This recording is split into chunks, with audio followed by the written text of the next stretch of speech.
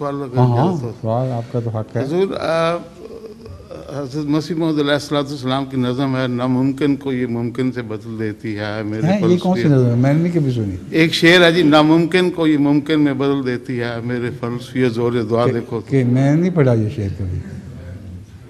غیر ممکن کو ممکن میں بدل دیتی ہے. یہ حضرت مسیح موعود علیہ السلام کا تو نہیں ہے، تو مسلم موعود کے شعر ہے. ہاں جی، مسلم موعود کا. جی میں پوچھنا یہ چاہتا ہوں جی، آپ نے پچھلے درسوں میں فرمایا تھا کہ تھرڈ ورلڈ وار کے چانسز ہیں، کیا وہ بدلی جا سکتی ہے اگر آدمی سنسیئرلی زور لگا لیں اپنا؟ وہ نہیں بدلی جا سکتی، کیونکہ قرآن کریم کی پیشگوئی ہے جی، اور اس کو کوئی تبدیل نہیں کر سکتا سوائے اللہ کے.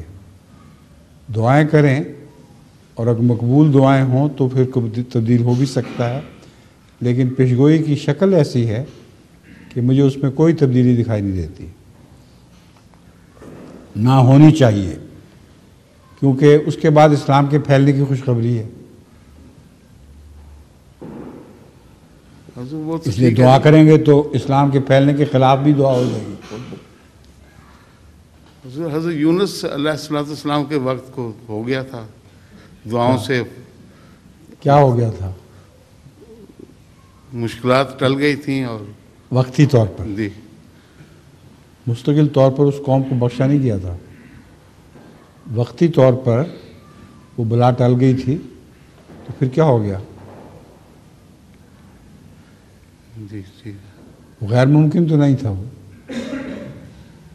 دیکھیں اصولی بات ہے، خدا تعالیٰ جو خوشخبریاں عطا کرتا ہے وہ ضرور پوری کرتا ہے، اور جو وعید ہوتے ہیں ڈراوے ان کا پورا کرنا ضروری نہیں ہے.